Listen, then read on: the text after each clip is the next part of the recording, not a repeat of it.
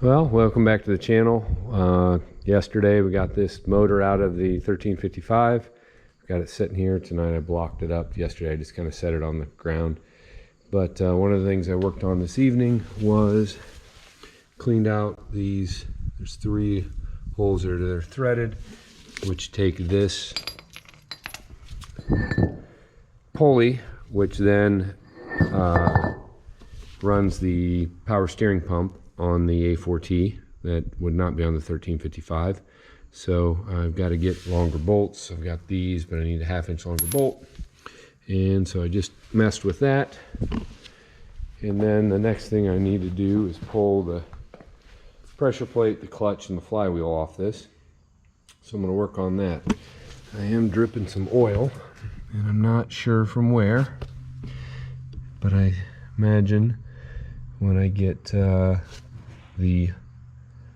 this stuff off the back, I'll be able to see that a little bit better. So that's my next plan for tonight. Hope you liked the first video of us pulling this motor out. I haven't even watched the whole thing yet. I mean, I lived it when we were taking it off, but I hope you enjoy watching it. And we'll work on getting this motor ready, and then hopefully in this video we'll show bringing the rest of the A4T down over here so that I can prep it to drop this in, and then hopefully in the following videos we'll show you us dropping this in the A4T and getting that thing ready to go. All right, we'll take the sequence of bolts off here to take this off.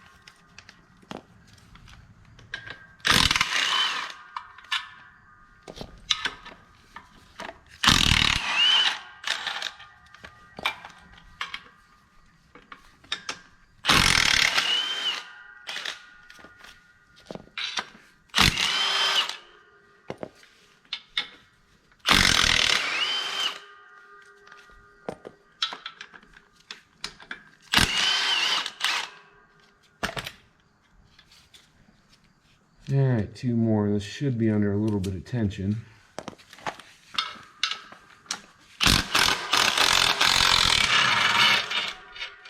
Yep.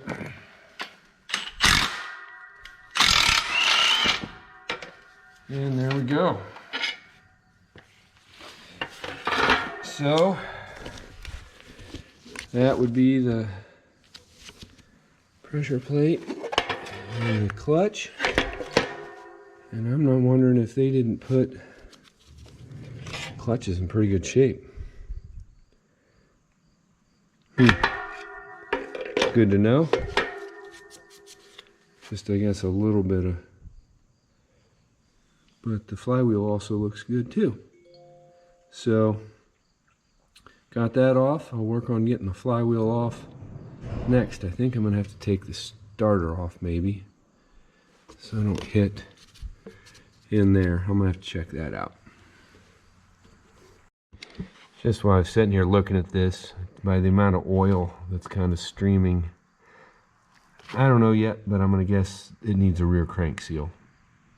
And I don't know how hard that is to do on this motor, but maybe that's where my oil down there is coming from. I don't know. We're gonna find out here when I get this flywheel off. I think, from what I can see, flywheel will come off without taking off the starter. So the starter's just a big heavy dog, so I don't really want to have to lift it off if I don't have to.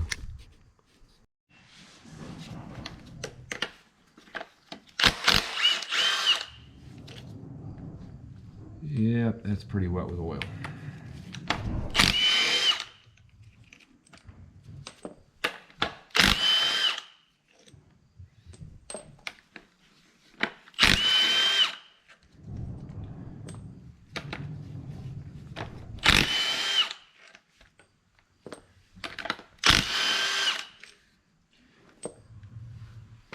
All right, so I got all the bolts out, and I actually have oil dripping out of that hole. And those are all just absolutely soaked with oil. And I can smell it. So I think I already know what I'm dealing with here. I can say that this flywheel, if it's as heavy as the one that I have to replace it, is going to be really freaking heavy. Yeah, look at the oil. I mean, it's dripping out of there. This is not good. Well, it's off. And I didn't get it filmed because it happened faster than what I thought, but it basically, I thought there was more holding it on than that. And it whacked my knee coming off. That kind of hurt. So, it's off.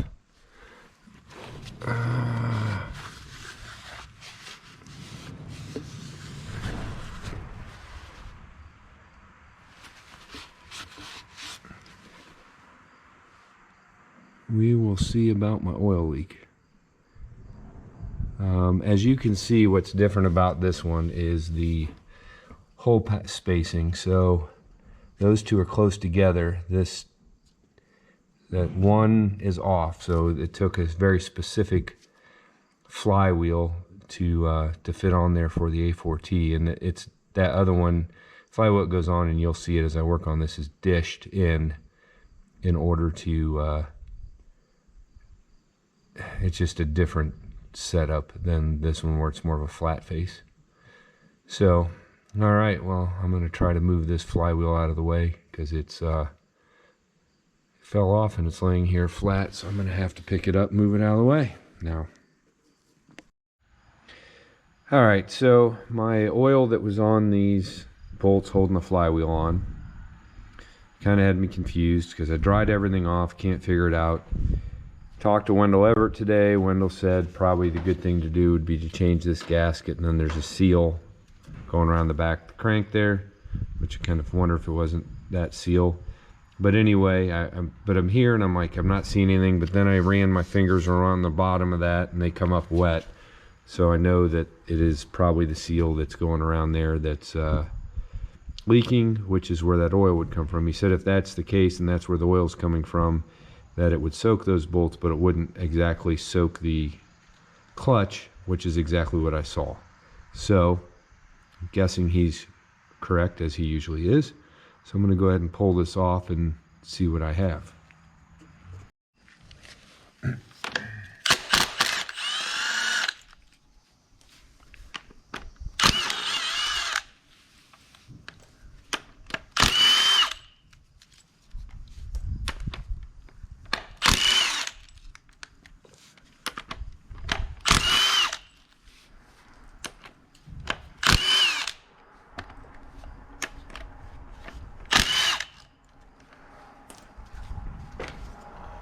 All right, got those out. I'm gonna have to get a screwdriver or pry bar or something to take that off.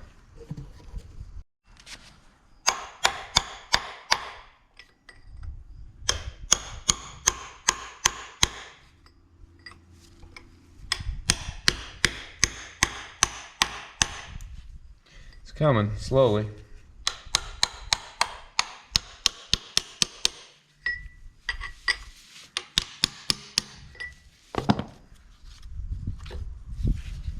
There she is. So there's a gasket around there, and then there's a seal here. So I'm guessing that's what I need to replace. I definitely have oil down here.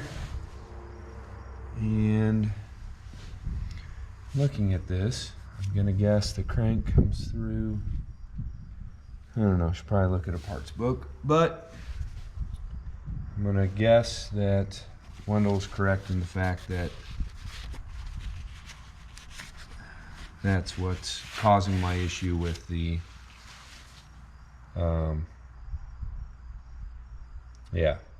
with my oil back here. Jeez, I should really not film and think at the same time because I can't do two things at once. Like if I threw chewing gum in there, I'd probably have a seizure and drop on the floor and be motionless. But anyway, so where we're at, I need to call Wendell. He said he's got these parts on the shelf.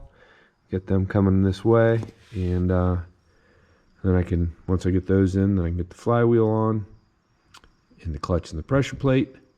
I worked out with Oliver Phil this morning, and my buddy Eric bringing the carcass home on Saturday, the A4T carcass, and we're working out the logistics of that. And I just went out, did some checking on this A4T, but I think I know what we need to do. So anyway, I think that's it for tonight. I'm gonna keep filming the progress on this. All right, you're probably wondering what's going on. I got the A4T running, got the 955 running behind it. And no, we're not gonna have a tug of war, but what I need to know is tomorrow, when we bring the other A4T carcass home, will the 955 pick up the back of that other A4T? So I got a chain going from the 3-point arms to the quick hitch, and I just want to see if it'll pick it up. I know this is going to be heavier because there's no engine in the other one, but I need to know if it'll pick it up before I switch the quick hitch over to it, because I think I want to have the quick hitch on it, and we can wrap chains around it because the other A4T has a quick hitch on it. So this is going to be a little experiment, and hopefully I don't regret doing this. The reason I don't want to use the A4T is because to lift the other one back I could, but then we got to move the 1355 chassis up and put it on the same trailer, and there's going to be some maneuvering around, tight maneuvering and all to do when we get it up there. And I think the 955, which has got better brakes on it and a lot of better pretty tight turning radius and different things, it's going to be easier to maneuver it around moving this than it's going to be to move that. But I don't know. See what happens here. I might be using the A4T, and then we'll go from there.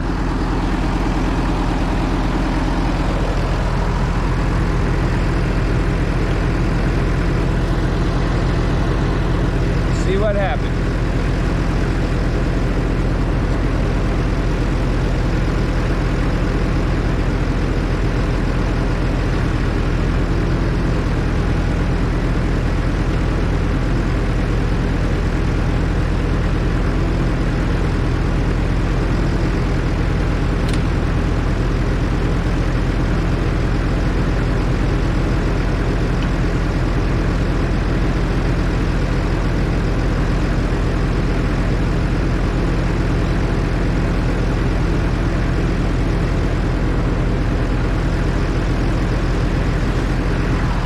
Well, that was super anticlimactic. I didn't think about that the 3-point arms on the A4T were going to go up. I feel kind of stupid right now. So, gotta figure out how to, and then I ran out of lift on the 955. So, let me figure this out real quick. Well, I chained the top of the quick hitch around the bottom of the drawbar around, and just tried it. No, it will not pick it up. It gets it close, but it doesn't pick it up. And if it doesn't pick up the back end, even with the, it's not going to pick up the other one. So I'm going to need to use the A4T in order to move it down here, I guess. They used a 180 to pick up the lift the carcass of the other A4T when we moved it the first time, and that worked. So I would have thought this would have picked it up, but it doesn't. Back to the drawing board. Well, we'll just use the A4T, I guess. And just for fun, I went and got the 950 because it has a slightly different hydraulic system and a different lift on the rear end here over, and tried with it. Same thing.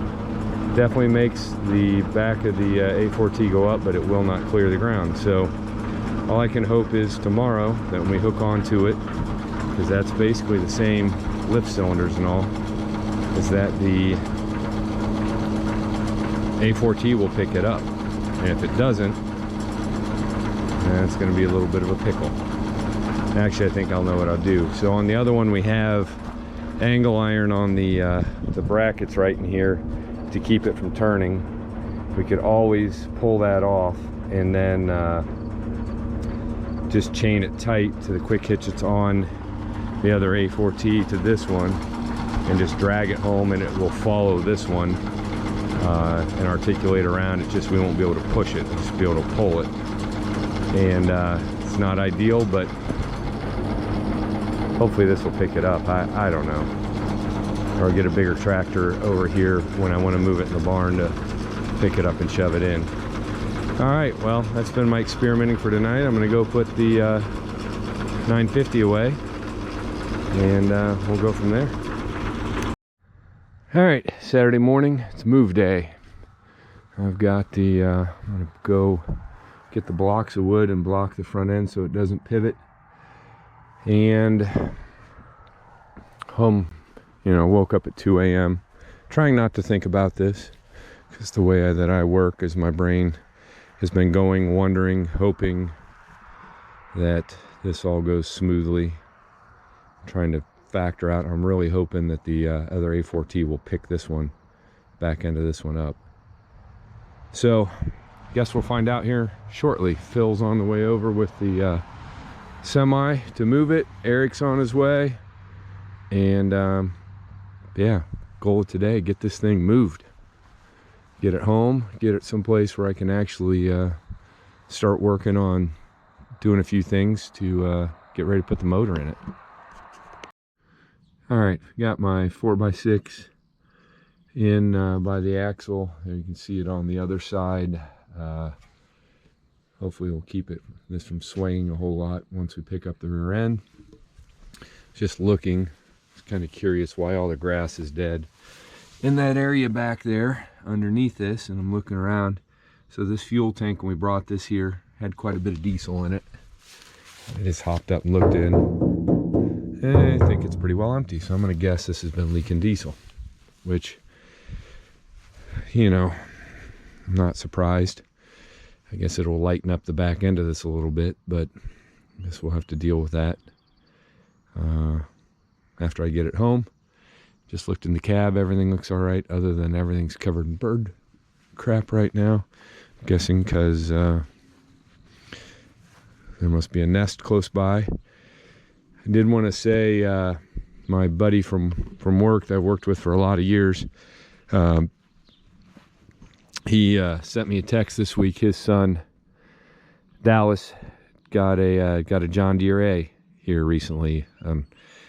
He's playing with it, and Dallas is a younger kid. He's been watching my channel for a long time, and so I'm really happy to see he got that. It's looks like a little bit of a project, but it runs and drives, and I saw a video of him driving around. He looks like a really happy kid, so I'm glad to see that they don't live on a farm. He just has had John Deere garden tractors for a while and has a love for tractors. So glad, happy for him, and hope if he ever needs any help, he can give me a call.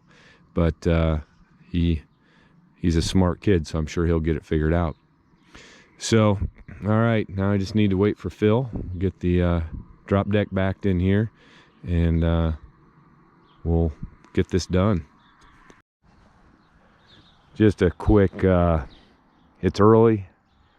I've been up since 2 a.m. thinking about this. So it's not Dallas, it's Denver. I knew it was a city name. Denver, my bad, dude.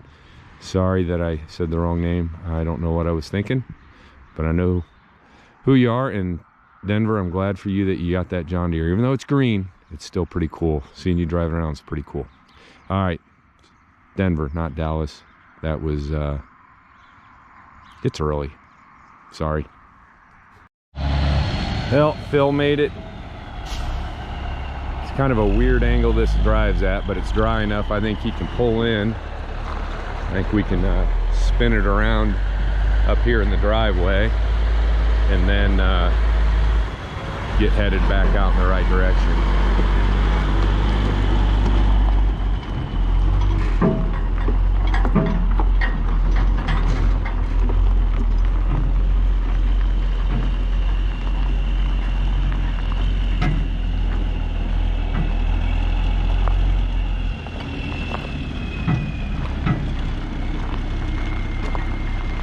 Good and the bad thing about it being dry. The good thing is we're not in mud.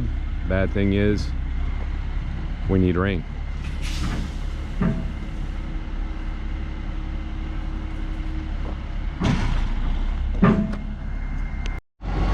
All right, Eric finally got out of bed and got over here to help us. Got to give him a hard time. Anyway, the plan of the blocks of wood worked because it's definitely listing a lot less than it did before.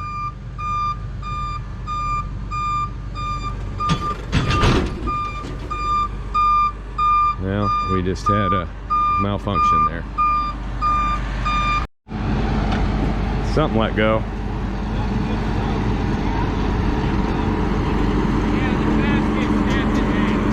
Fast hitch snapped in half. Great. Awesome.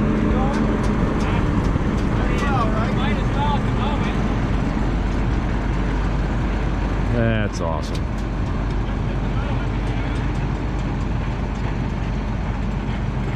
Well,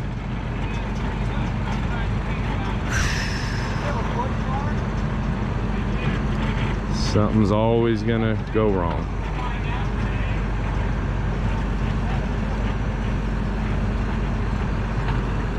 And that tire's low.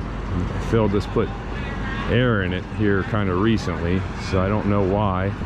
Well, it must have a little bit of a leak in it.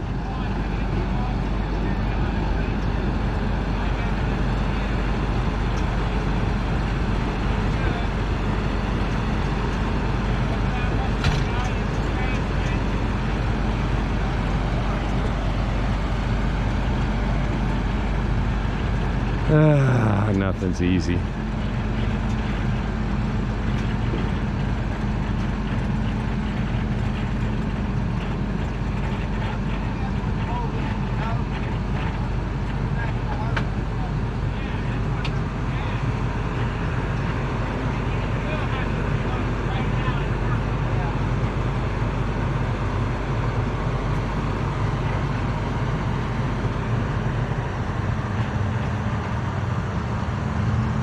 Gonna make it real interesting. We got to start pushing it up on the trailer. That's all I got to say.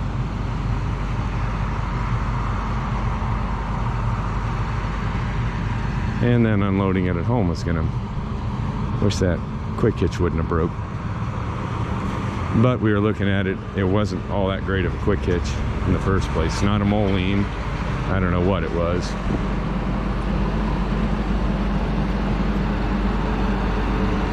Good thing is here on the grass, the tires, back tires are gonna slide.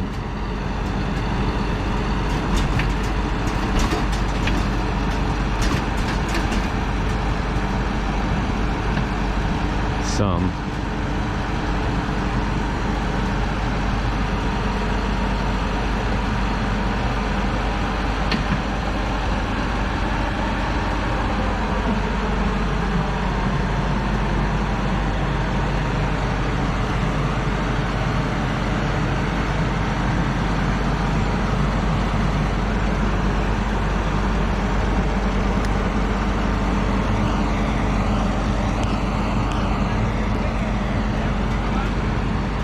Get around so I'm not looking in the sun so you guys can see what's going on.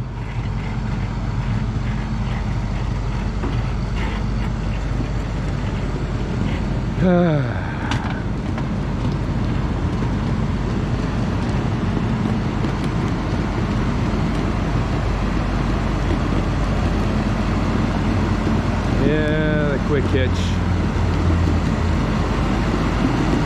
That's a mess.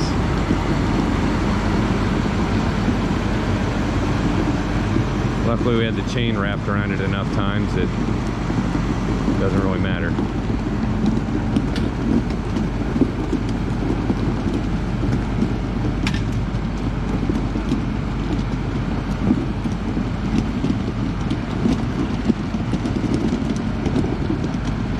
So when we get home, I'm almost thinking to get it, since this is the way that it is, we're gonna probably have to take those supports off the steering cylinders and just flat tow it with the A4T and hope that that all goes well.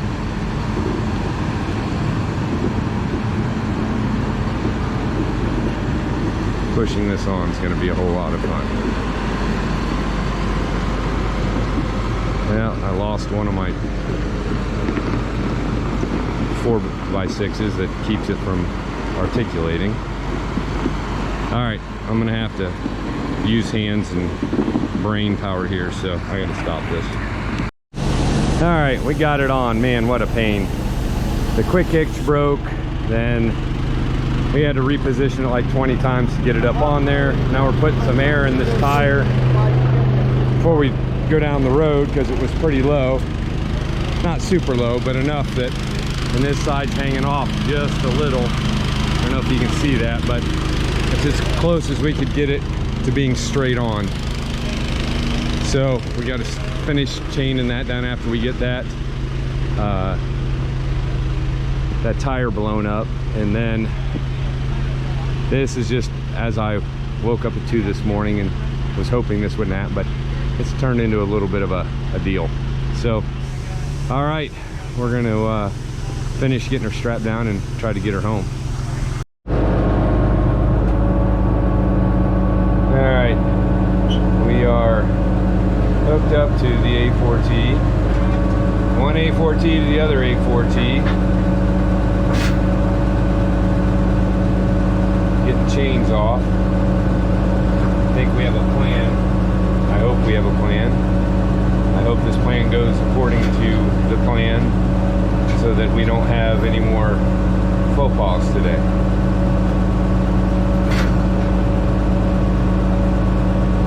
Plan is to pull it off the trailer with the tractor mover, get it on the ground, back up to it with this tractor, chain up to the 3-point arms, take off the blocks on the steering cylinders so that the back of this tractor is mated to the back of that tractor, and then the front end should follow us, and we should be able to articulate around, because we got to go around the semi, which is down the road here. So that's where we're at. I don't know. Gonna be a little bit of trial and error, I guess. All right, guess we're gonna give this a shot.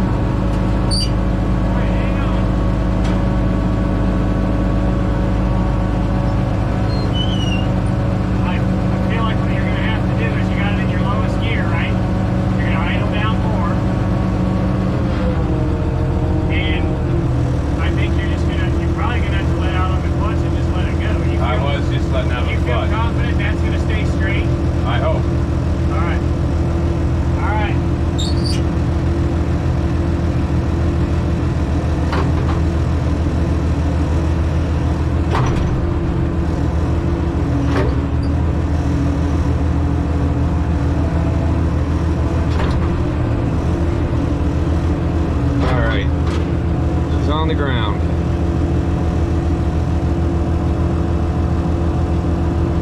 All right, we're on a slow drive home. First gear. It's tracking pretty well, but this tractor does not like to turn. It's got a lot of pressure on it from that one, so just taking our time.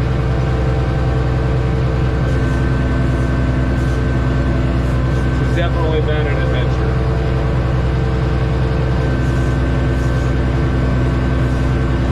The worst is, once I get this in the driveway, I don't know where I'm going to put it. You have it out of the way. I don't know. I'll get that figured out in a few minutes, I guess. It'd be nice if this thing, it will not pick up the rear end of that one. So that's a bad thing. All right, well, I got to really pay attention here, but I wanted to show you it is tracking behind. We were able to get around the semi-tractor okay.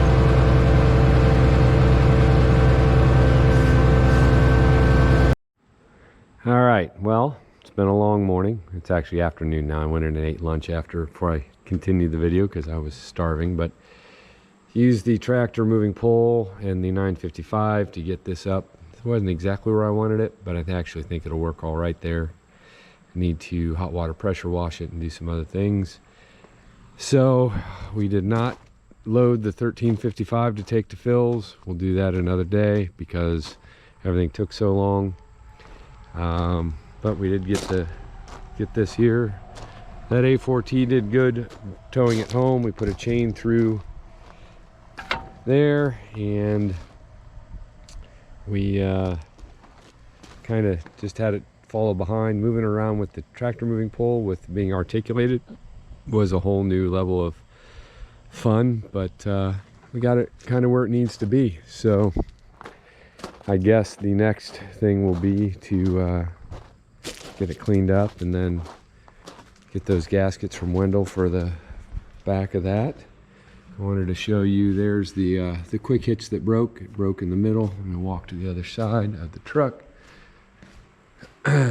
So there was a place that was kind of dark where it was already cracked, but that cast metal snapped, and so now that's some scrap metal, because I don't know what kind of quick hitch that was, but I don't plan on welding it or fixing it. It's not a Moline. So that's kind of where I'm at right now. I am tired because I've been up, like, woke up at 2 this morning, was thinking about moving these tractors around today, and you know, it was a little, I wouldn't say stressful, but there's a lot of moving parts in moving something that big, especially when it doesn't have its own power. So that being said, I'm a little tired, but I need to cut grass. I need to do a bunch of things. So I think I don't know if I'm gonna power wash it today or tomorrow, but I'm gonna take that toolbox off probably before I do the power washing, because it doesn't need to be on there, and that will help me get it cleaned up a little bit. So I will bring you back when I get back to working on this thing. All right, I cut the grass, much better. Although it's dry, so maybe I won't have to do this next weekend, because I don't think we're supposed to get any rain this week, and it's dry. It'll dry up more. Anyway, took toolbox off. I was mowing, kept looking over at this thing. Oh, I love these tractors. They just look so cool, even without a motor in it. So tomorrow I'll power wash. I'm tempted to do it now, but I'm tired. The one good thing is all that driving around, or, you know, pulling it around and stuff, forced some fluid up out of the pump. I figured the pump was dry, which wasn't going to be good, because I figured all the seals would be dried out. But if I'm getting fluid up here, that means because there's still that line going up to the steering wheel, that's maybe a really good sign. I guess I'll know more when I replace those lines. But anyway, I was looking in here. I'm going to have to do some scraping on the frame, and then while the motor's not in, I'll service the front end, and then I will also, when the gas tank's out, fuel tank, I will service the rear end. And I did check the fluid today in the drop box, and there was some on the stick, so that's a good thing. So I'm excited to work on this one. But man, the hoses, I'm just standing here looking at the hoses. The hoses are in as bad a shape as they were on the other one, so we know how much that costs. But now we know what hoses we need. Phil knows how to make them. No big deal. I was also, when I was mowing, I was thinking about Denver's new John Deere A. And Denver, when you get ready to paint that, just get rid of your dad for a day. We can convert your garage into a paint booth. We can get that thing done, make it look like new. But speaking of younger tractor enthusiasts, Nick, Ohiomm, I'm sure is going to be thrilled that there's going to be another A4T to play with here one of these days. So, all right, I'm hot, I'm tired. I'm going to do a couple more things and I think be done for today. And then tomorrow I'll worry about power washing that thing and making it look a little bit better and just making it easier to work on. All right, it's Sunday, early afternoon. I'm going to power wash this thing today. I've mixed up a pump up sprayer of Purple Power, Simple Green, dish soap, and add a little bit of water. I'm going to spray that around to different places, especially up underneath where the steering cylinders are in the middle from the other one. I found that this area right down in here on the inside gets really nasty, and it is. I just crawled down there and looked. So we're going to get that definitely cleaned out. I'm going to try to spray down in there the best I can, because that was another place that got really bad, was underneath the fuel tank. And I'm just going to go around and try to get this thing cleaned up. I started scraping. I realized a lot of this is just dirt, like soil on a little bit of oil, and it scrapes pretty easy. So the power washer should take it right off, the hot water pressure washer. If y'all haven't hot water pressure washed, it's a great thing. The bad thing is you need to wear a raincoat and rain pants and boots in order to keep the hot water off your skin, because it is hot, and in order to keep the massive amount of stuff that blasts back on you off the tractor. So it's gonna be pretty miserable because it's like 90 out right now, but I want to get this done. It'll look better when it's done. So I'm going to hose this thing down, and then with the my degreaser, and then get busy with the hot water pressure washer and see what it'll look like when it's done. Just as a comparison, you can see all the green, you can see the wheels. I'm just going to do a quick walk around, see how the cab's looking. See the green on the inside of the tires in the back, all the build up grease and dirt around. And like I said, down in there, it's all built up, and underneath, I don't know if this will show it, but there was a lot down in here. And so we'll do a comparison video when I get done. All this plankton stuff build up. So I'll do a walk around when I'm done. We'll see if it's better. I do need to get some tape and tape off what hoses are there, so I'm not getting a lot of water in there. So doing this on such a hot day, maybe not the brightest idea I've ever had, but it's done. So to show you why I dress the way that I do, you can see the dirt on the raincoat, on the face shield, and on the pants. Just covered. I'm getting ready to spray all that stuff off, but the blowback that you get makes it worth the sweat. That red shirt over there looked like I just got out of swimming in a pond or a pool. Anyway, looks a lot better.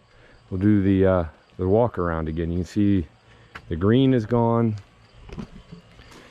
We got much cleaner in here. The cab, I don't know if that's what you call plankton or whatever, but I sprayed all that off. Sprayed the tires and the rims. Definitely cleaned up all the algae that was on. Maybe missed just a little right there. That back here. So this was really covered. There's still a little bit on there. It's hard to get the nozzle in there, but I spent a lot of time spraying in there. Down in here should look a lot cleaner because I spent a lot of time spraying. There's still like stuff down in there that's hard as a rock, but I'll have to scrape that out after I get the tank out. Cleaned up back around the brakes, rear rims, back here around the 3-point up here. This was packed full of crap on top of the axles. Sprayed all that out. Same thing over here. There's a lot of stuff gunked up on there from where the hydraulics are in there. Got all that off. See from the other side, quite a bit of that out of it, down in there, way down in. Got these much cleaner down underneath. There's quite a bit off. There's still some left, but I mean, it's when you see the pile. So since I'm down here, let me just show you the gravel. All this crap is what dropped off. So I mean, there's a lot of stuff. This side of the cab was really dirty. It cleaned up pretty nicely. So did the other side. So all in all, I think it's worth sweating my butt off today for. A little sweat equity, make it easier to work on this thing moving forward. It's always better to have a cleaner surface than a dirtier surface. And any of that way down underneath there where the steering cylinders are, I just have to do what I did on the other one, and that's to get down in there and scrape. But I'll do that when it's cooler out. And yeah, I also did the 1355. I don't know what we're going to do with this yet. There's been talk of maybe putting a Cummins in it, but one way or the other, I just wanted it cleaner. Frame rails obviously get a lot of crap built up on it.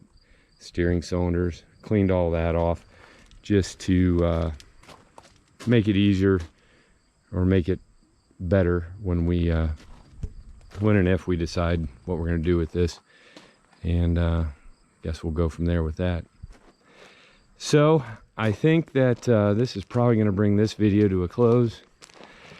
So I guess part 2 of this A4T project. Part 1 was getting the motor out of the 1355, and then part 2 was getting this home. I'm just going to say that moving that thing is heavy, and maybe some of you guys are set up for moving big stuff better than I am, but it's that without the motor in it is still a very heavy piece of equipment.